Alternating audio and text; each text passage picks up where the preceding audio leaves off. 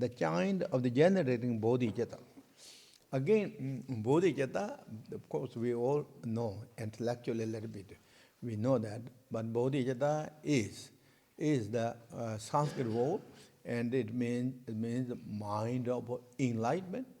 Or bodhi, if we translated the Buddha, then citta is the mind of the Buddha. So Buddha mind or the enlightened mind. And what is the enlightened mind? Buddha mind is our love, the compassion, wisdom. Those are really the Buddha mind. That is Buddha mind. But that's great Master Guru Padmasambhava said in his teaching, love and compassion, wisdom, the mind of a Buddha. If you have that thought attitude, you're keeping life of the mind with the Buddha. So these three are really the mind of the Buddha. And then particularly bodhicitta that is the mind of the Buddha. Now when we do the bodhicitta, it's slightly kind of it's activating that mind. We're more activating that. And now if we say that who had that bodhicitta, who had this love and compassion and wisdom? According to the great teacher, Buddha Shakyamuni, every living being have the love and compassion and wisdom. Because it's the Buddha nature. The love and compassion and wisdom is light of the Buddha nature. Is arising energy of the Buddha nature. No one is the lack of the compassion, love, and wisdom. Everyone has. If they don't have love and compassion and wisdom, people or individuals cannot survive. Even the mostly obscure, the ego person or self-important, even they have love. They have a compassion, they have wisdom. If they don't have any of those, no one can survive. Love and compassion and wisdom is, even the heaviest times in our samsara, or lowest realm every born, still we have that, call it. But that time, love and compassion and wisdom is so small, so limited, because heavily obscured by the dualities, negative obscurations. Then in human beings, everyone has a love and a compassion and wisdom. Everyone. When you have love and compassion and wisdom, their activity in human being, when they do activity, those are known as good activity, virtuous activities. Whoever that may be, whatever that name, if they're doing something good, helping to someone, helping, supporting to someone, that is, come from love, come from compassion, come from wisdom. But that is, again, is limited love, limited compassion, limited wisdom. And that cause, what in the Buddha teaching said, when you activity of love and compassion and wisdom, if you do that activity, it will take the birth in the higher realms, in the God's realms, or human realms. That activities. But now, bodhicitta love and compassion, wisdom is something different. Has no boundaries. Bodhicitta has love, has no boundaries, no restrictions. And thinking of all living beings. That compassion is spread out to all living beings. That love is spread out for all living beings. That wisdom is spread out to all understanding everything. And that is known as bodhicitta, love and compassion. That all combination, for that reason, combination of that, then as we all know, in This talking, I'm talking relative to the body. The body. So this bodhicitta can be divided or not can be. Is divided in the teaching two bodhicittas that we heard so many times. Relative bodhicitta and the absolute true bodhicitta. So true bodhicitta. And the relative bodhicitta is what we're talking, love and compassion to all living beings. Wisdom, understanding that. That is relative bodhicitta to all living beings. How to activate that compassion, as the gracious teacher Buddha mentioned, the poor, immeasurable. Immeasurable love, immeasurable compassion, immeasurable joy, immeasurable of the equanimities. That is relative bodhicitta. Bodhicitta love, bodhicitta compassion is called immeasurable. And of course you understand, of course you know already, but why is it called immeasurable? It's because it is called known as immeasurable. Love and compassion and wisdom is immeasurable. The object of the this bodhicitta, love and compassion, is immeasurable. If I use that word that way, subject of love and compassion is immeasurables. Benefit is immeasurables. Immeasurables. Your number. And the time limitation is immeasurables. Therefore called immeasurables. What means object is immeasurable? We project of the bodhicitta. Bodhicitta, we project in all living beings. Not just a few peoples, or few beings, or this area, that area. No, all living beings.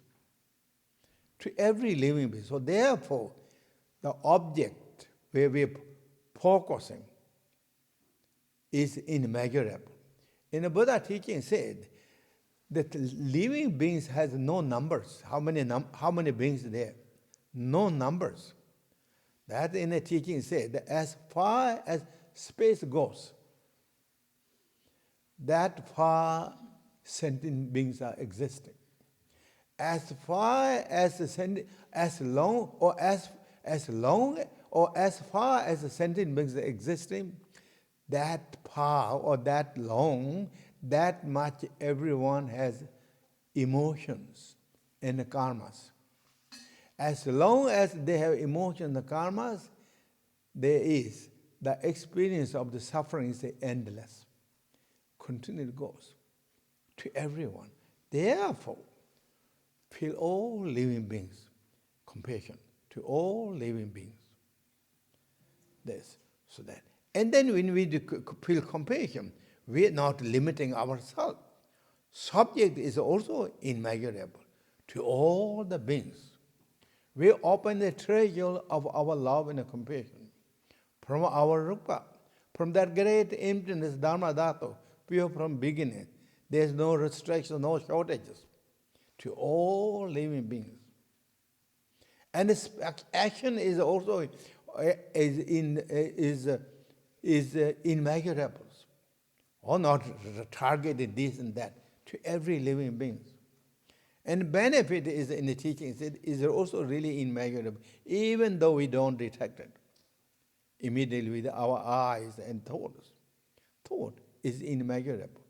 Gracious teacher Buddha Shakyamuni said in his teaching, Sutra teaching said, if the benefit of the bodhicitta, our one intention of the bodhicitta or immeasurable thought is if that come in the form, F-O-R-M form, even the space is not big enough to fit.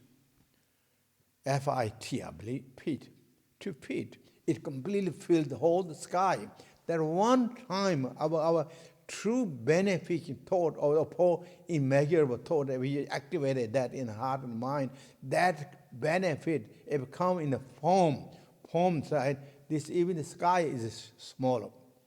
Can't fit that. So much power. There are so many also beautiful stories, I'm sure you know. For having is that beautiful thought, immediately it will purify obscurations, obstacles, negativities, heal ourselves. Really that. In the gracious teacher, Buddha Shakyamuni, when he was first time to develop the waking bodhicitta in heart, that time he was born in the hell realms. And pulling, I'm sure we heard so many times that stories. Pulling the iron chariot with the one friend, two of them pulling the iron chariot is so heavy, and the other friend is so weak. But this the agent of the hell realms is beating him, that other one. And that Buddha, who was born as in the hell realm, he feels so compassion. Why he is beating? Because it can't have the kappa. He don't have the strength. I wish I can pull all together. So he had that beautiful intention thought, 1 second of beginning time. And in the teaching he said that cleared his karma of being in that hell realm, and then left to from there to the higher realms. And that is the beginning of in the teaching said, wishing bodhicitta, that gracious teacher Buddha Shakyamuni developed. Wishing bodhicitta, from that on, then he get that. So this bodhicitta is so powerful, so special, so this relative bodhicitta is. And that's what also this relative bodhicitta makes, for example, Mahayanas.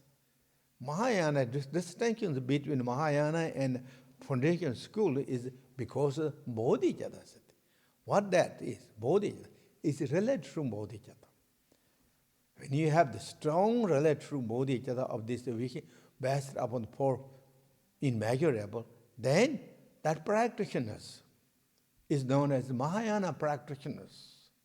Even they don't have the name of Mahayana practitioner, they are Mahayana practitioners, if they have the Paul boundless. Mahayana is not external labels.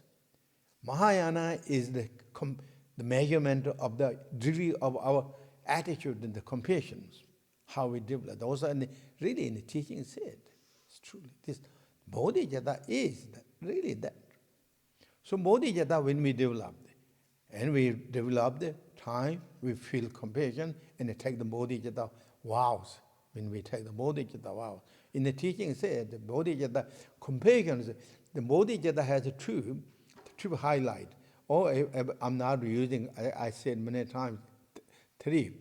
Bodhicitta is compassion, loving kindness, and wisdom. So if I put compassion and loving kindness as one, and then wisdom as two, there's two qualities. And so in the teaching it said, compassion and loving kindness you project it to all living beings, more focused to all living beings. Wisdom is projected to the enlightenment, your achievement, your goal. Why?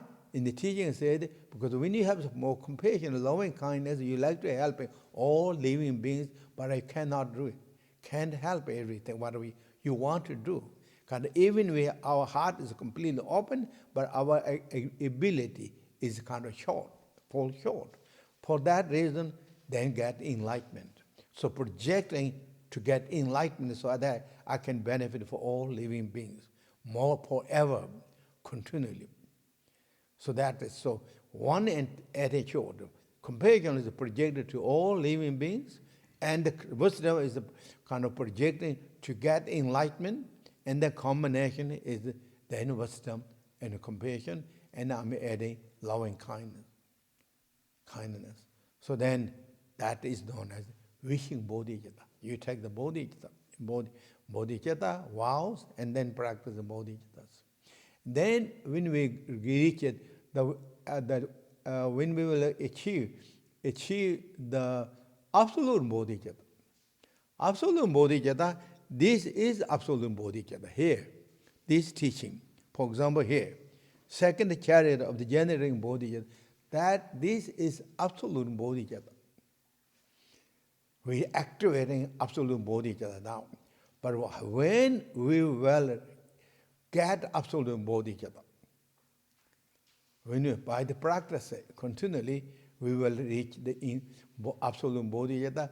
According to the teaching, we will get absolute Bodhichitta perfect when we reach the past bhumi, or seeing path.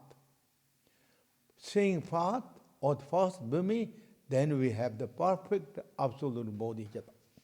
This time, for example, when we meditate in Dzogchen status, when we spoken that, when we discovered the view perfectly, and then we maintain it, that time, as long as we can be able to maintain, that long is absolute bodhicitta.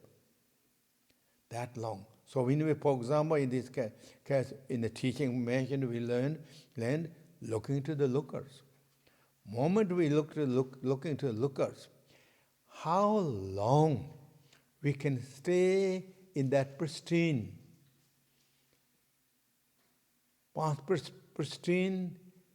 and vastness, spacious, free from any kind of grasping, clinging. How long we can stay? That long is absolute bodhicitta. We maintain it, absolute bodhicitta. So this is present time. In the teaching it said, for example, you heard so many times, there is a 5 path. Accumulation path, and application path, and the seeing path. Those are 3 paths, first 3 paths. And accumulation path, the absolute bodhicitta, we intellectually understanding. Intellectually understanding absolute bodhicitta in the accumulation path. And the application path, we will experiencing the absolute bodhicitta. And then the seeing path, then definitely, now we see the absolute bodhicitta exactly as it is, without the intellectually, without the experiencing, we see face to face. That's what's called seeing path. And we use that as a path, bhumis, that's the path of bhumis. In order to reach that realization and to continue med practices, what in the teaching is that, of course, for both relative true bodhicitta, absolute true bodhicitta, we have to do 3 things. Contract to the teachers and accumulating the merits and continually practicing. And a contract with the qualified teacher, as we discussed that. Teacher has the 2 in the teaching said, when we practically. Outer teacher, inner teachers. Outer teacher, qualified teacher, as we discussed the other day, and of course you all know that.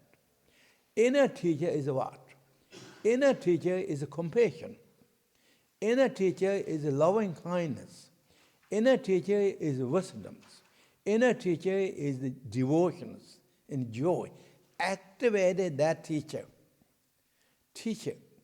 So outer teacher, spiritual friend or teacher, contracting those, and inner teacher keep up the inner teacher, compassion, loving kindness, wisdoms. Also inner teacher contract perfectly and beautifully according to your capabilities. Outer teacher.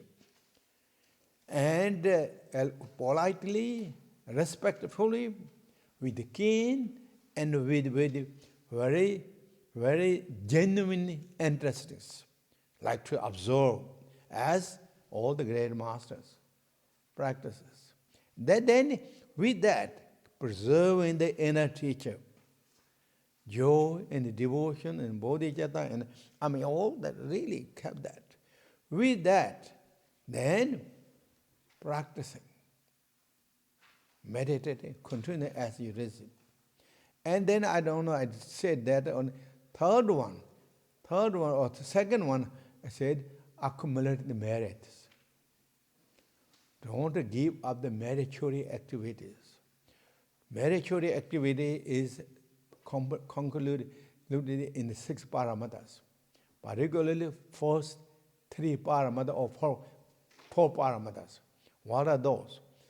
Generosity paramatas, morality paramatas, passion paramatas, concentration paramatas.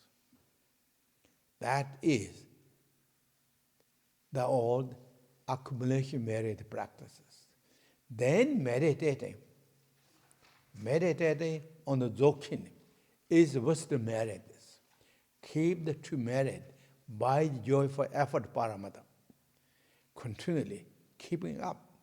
When that continually happen, then we will advance.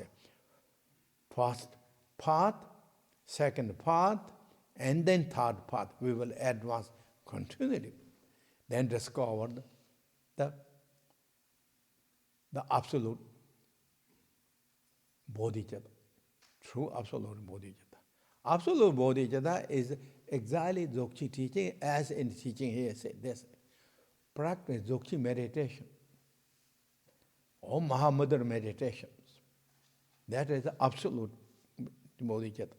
And now here, in the teaching mentioned here, said here, how this is the absolute